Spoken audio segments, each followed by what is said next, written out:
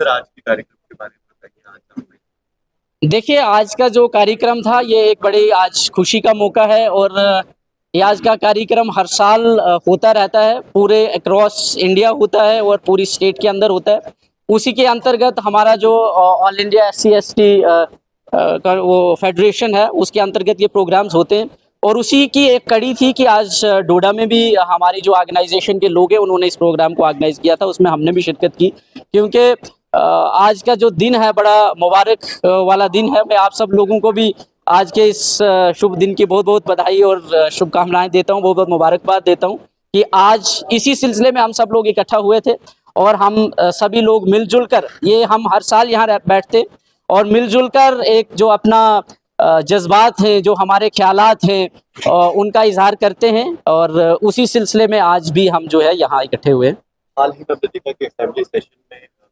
काफी बहस की जगह जिसको सिंपल भाषा में बॉक्सिंग कहे जा रही है, बॉक्सिंग हुई। तो किस तरह देखते हैं कि एक तरफ संविधान की हम बात करें और उसी सभा में किस तरह का व्यवहार देखते हैं? देखिए, यही तो बड़ा दुख की बात है। वैसे तो आज के इस शुभ मौके पे हम कोई पॉलिटिकल टिप्पणी और बात करना नहीं चाहते, लेकिन जो आप कह रहे हैं कि संविधान की बात है, तो ये बहुत दुख की बात है कि जो बाबा साहब का दिया हुआ संविधान है आज उसके साथ छेड़छाड़ हो रही है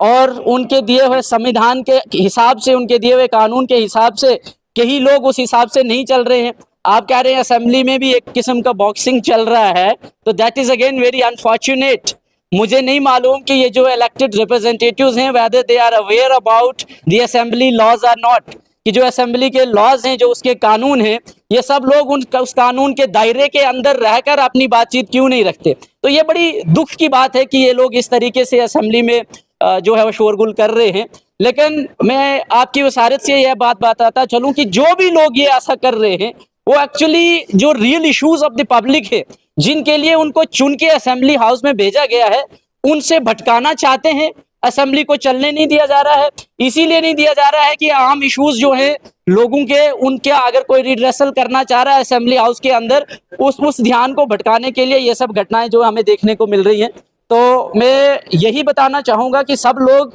बाबा साहब के दिए हुए कॉन्स्टिट्यूशन की कदर करें, उसकी रिस्पेक्ट करें और उस कानून के दायरे में रहकर जो भी अपनी कार्रवाई उसको करें। बिल पार्लियामेंट से पास हो चुका है, पर उसके बाद देख रहे हैं कि वेस्ट बंगाल में वायलेंस देखने को मिल रही है, कई सारी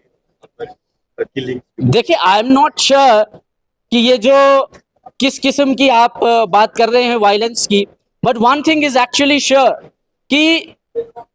जो पूरा हिंदुस्तान का इस वक्त आइन है उसे